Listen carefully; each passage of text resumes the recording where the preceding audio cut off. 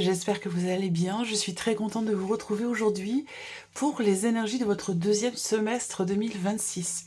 Alors cette vidéo s'adresse à vous si vous êtes bélier, si vous êtes ascendant bélier ou si vous avez votre signe lunaire en bélier, quel que soit votre signe solaire. Alors pour ce deuxième semestre 2026, nous allons voir quelle est l'énergie dominante. On va regarder quelle est votre énergie à vous sur cette deuxième partie de l'année. On regarde ce que vous attendez, ce qui sera votre force, ce sur quoi vous pourrez vous appuyer, vos points forts. On regarde également ce que vous allez laisser derrière vous sur ce deuxième semestre. Et puis nous verrons également les principaux domaines de vie, à savoir la vie émotionnelle et sentimentale, la vie active et professionnelle et le plan matériel et financier. Nous verrons ensuite dans un second et dernier temps, mois par mois, quelle est l'énergie dominante sur ce deuxième semestre, partant du mois de juillet jusqu'au mois de décembre. Voilà. Allez, on y va, c'est parti pour vous les béliers. Commençons par regarder quelle est l'énergie dominante de ce semestre. Alors, qu'est-ce qu'on a là? Le cavalier d'épée. Alors, on a une énergie qui va vous amener de la détermination, une énergie qui va vous donner envie de foncer, d'avancer, d'aller vite ou d'accélérer les choses. En tout cas, c'est une énergie qui peut amener aussi, quelque part, une forme d'accélération dans les événements. On a aussi l'énergie de ce semestre, quelque chose qui, comment dirais-je, une énergie qui va vous permettre de vous sentir beaucoup plus à l'aise pour tout ce qui est communication. Voilà, cette deuxième partie de l'année, en termes de communication, là, vous allez savoir trouver vos mots, vous allez y voir clair dans votre tête, vous allez savoir convaincre, formuler vos idées de façon claire et précise. C'est une énergie qui va vous faire avancer, voilà, et vous faire avancer brillamment, sans trop vous poser de questions. Donc là, c'est dynamique, hein, c'est une énergie très très dynamique, pour tout ce qui est en lien, en relation avec la communication et dans la notion d'avancement dans les événements, où je vous ai parlé d'accélération dans les événements. Alors, regardons votre énergie à vous, les béliers, sur ce deuxième semestre. Qu'est-ce qu'on a là? Le 9 de denier. Ok, alors, votre énergie sur ce semestre, c'est, une énergie qui fait que vous vous sentez bien, vous vous sentez à l'aise, vous savourez ce que vous êtes, vous savourez ce que vous avez fait, ce que vous avez mis en place. On peut avoir des satisfactions aussi chez vous pour tout ce qui est matériel, tout ce qui est financier. Cette idée aussi d'être très très investi dans ce que vous faites et d'en récolter finalement les fruits. Voilà, donc là, vous êtes très investi, vous récoltez par rapport à vos investissements, que ce soit un investissement personnel ou un investissement plus sur un plan matériel ou sur un plan financier même, hein. Vous êtes très investi et vous récoltez les fruits de votre ou de vos investissements. Donc là, on savoure. On savoure ce qu'on a, on savoure ce qu'on vit, on se sent bien, on se sent à l'aise. C'est aussi une énergie quand même, le 9 de denier, où on est dans sa zone de confort. C'est-à-dire que là, ça va dépendre du reste du tirage. On va voir. Parce que est-ce que, avec une énergie comme ça, le cavalier d'épée, je sais pas, hein, mais c'est une possibilité. On va voir, je m'avance un petit peu, on va voir le reste du tirage. Mais est-ce qu'il n'y a pas pour certains d'entre vous cette idée d'être amené à sortir de sa zone de confort, justement? C'est une possibilité pour certains ou certaines d'entre vous. On verra l'évolution de votre tirage. Alors, continuons et regardons ici ce que vous attendez de cette deuxième partie de l'année. Le 7 de bâton. Alors, vous attendez de pouvoir aller au bout de quelque chose, d'une situation, d'une action qui a été menée, quelle qu'elle soit. On est sur une énergie, on est sur les bâtons. Donc là, ce que vous attendez, vous, c'est de pouvoir aller au bout des choses. Ce que vous attendez aussi, c'est... ce qu'on peut voir là, c'est que vous avez des attentes par rapport à une situation dans laquelle vous combattez, dans laquelle vous faites preuve d'endurance. C'est-à-dire que là, vous affrontez, ou vous avez affronté des obstacles, où vous avez à affronter des obstacles pour aller au bout d'une situation, et ça vous demande effectivement de faire preuve de combativité, ça vous demande de ne pas faiblir, ça vous demande beaucoup d'endurance, ça vous demande de tenir bon. Vous attendez visiblement quelque chose de cette situation. Donc peut-être que ce que vous attendez, c'est justement de pouvoir finaliser, ou de pouvoir aller ou être au bout des choses, de la situation. Continuons. Regardons votre force. Quelle est votre force? Ce sur quoi vous pouvez vous appuyer, ce sur quoi vous pouvez compter. Ça peut être aussi une personne. Alors, oui, l'impératrice. Alors, votre force, c'est marrant parce que votre force, ça va être quelque part votre créativité. Là, le fait que vous ayez l'impératrice en force, eh bien, effectivement, c'est votre capacité à retomber sur vos pattes, votre capacité à vous adapter, à trouver des solutions, quelle que soit la situation. C'est ça votre point fort, c'est ce côté très créatif. On arrive à trouver en soi, finalement, des clés, des idées, des solutions. Il y a ce côté-là quand même qui est très présent. Il y a un côté très fertile, j'allais dire, voilà, pour tout ce qui part de vous. Donc, après, ce qui va vous aider, ça peut être aussi une personne. Donc, une personne extrêmement proche de vous. Ça peut être une maman. Et pour d'autres, ce qui va vous aider, ça peut être justement votre condition de parent, en fait. Ça peut être un moteur, visiblement, par rapport à une situation, justement, dans laquelle peut-être vous êtes en combat, une situation dans laquelle vous avez des obstacles à affronter, et c'est votre condition de parent, votre condition de maman, donc cette idée que pour les enfants, vous allez aller au bout des choses. Vous voyez, il y a ce côté-là qui ressort assez fortement ici pour certains béliers ou certaines béliers. Voilà. Continuons. Regardons ce que vous laissez derrière vous, les béliers, sur ce deuxième semestre. Ben oui, 5 de bâton, c'est très bien, ce combat en question. Ça en dit beaucoup par rapport à tout ce que je viens de vous présenter là. Ce que vous attendez, c'est ce que vous allez laisser derrière vous sur ce semestre. Alors, je ne peux pas vous dire si c'est juillet, août, septembre, octobre, novembre ou décembre. Ça, on peut peut-être éventuellement le voir après, quand on va regarder l'énergie mois par mois. On peut éventuellement avoir une petite idée.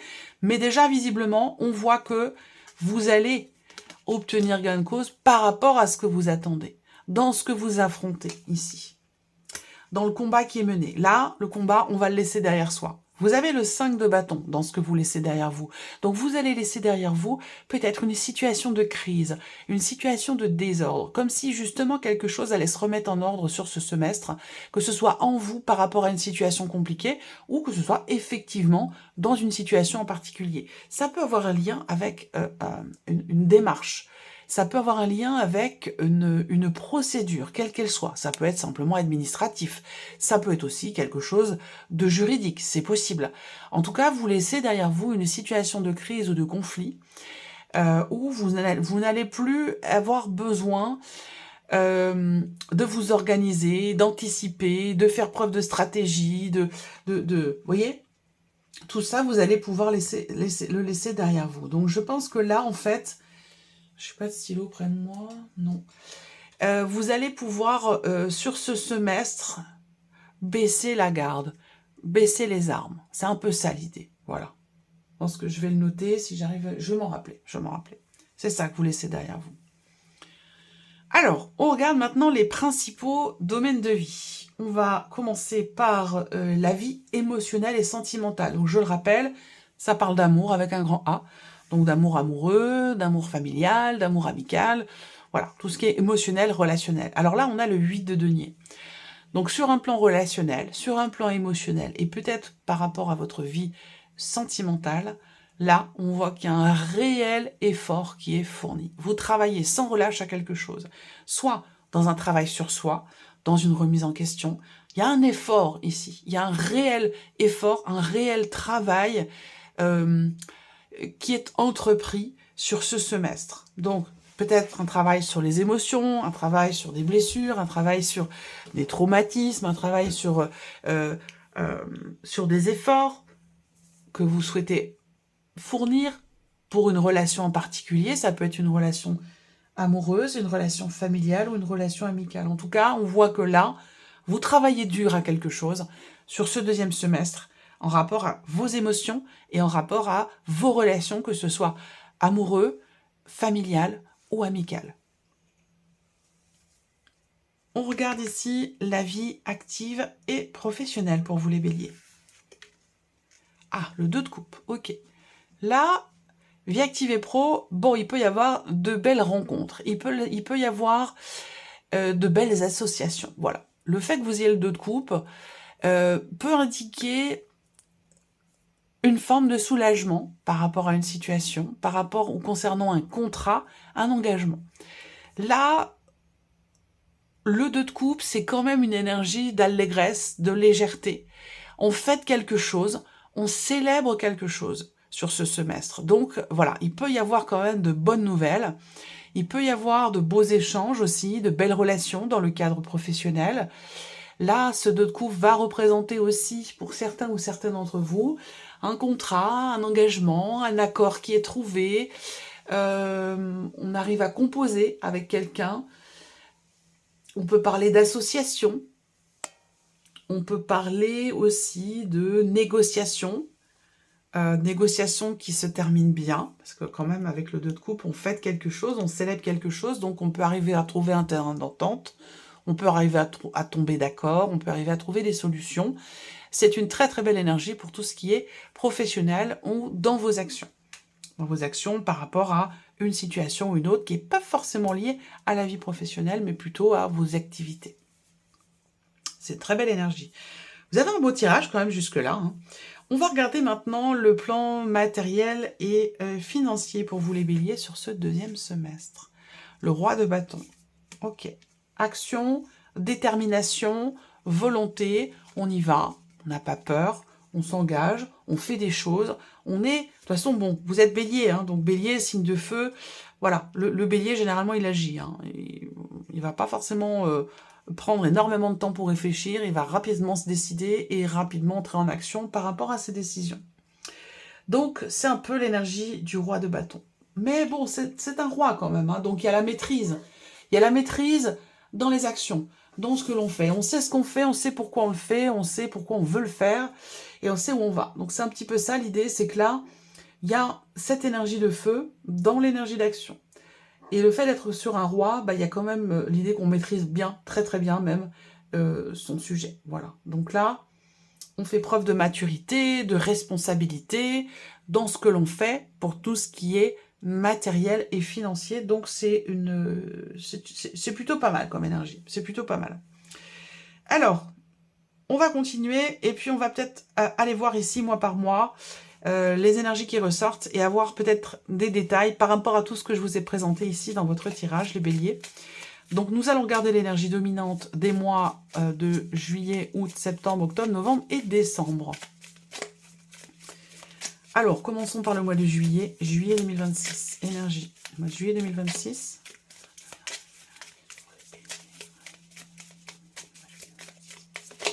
Hop, non, deux.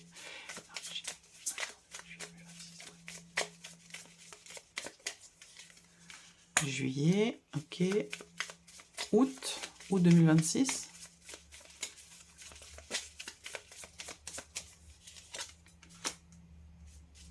Septembre 2026.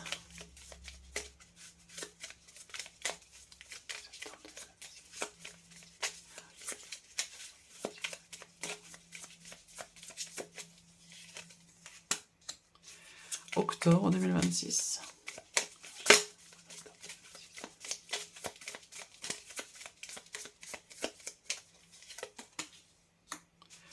Novembre 2026.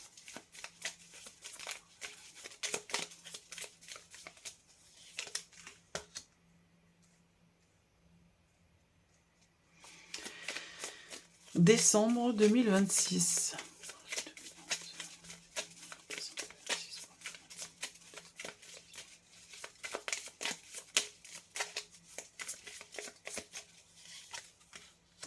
Ok, le jugement.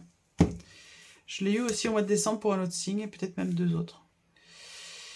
Alors, bon, ce que je vois, juillet, août, il y a une forme de libération. Juillet, alors, pas sur juillet, mais ou alors fin juillet, début août, ou sur le mois d'août.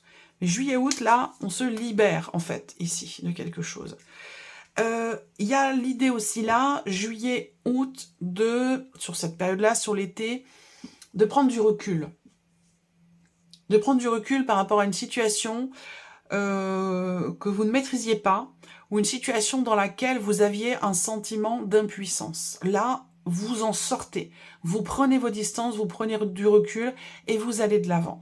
Là, on voit bien qu'au mois de juillet, on peut avoir à régler des choses sur un plan matériel, financier, mais il y a surtout, pour moi, cette idée d'avoir à assumer ici quelque chose au mois de juillet. Assumer une situation. Alors, c'est vrai qu'avec l'énergie du diable, on peut se sentir un petit peu enfermé, emprisonné dans une situation, peut-être même dans une relation pour certains d'entre vous. Mais là, on voit que juillet, voilà, il y a un sentiment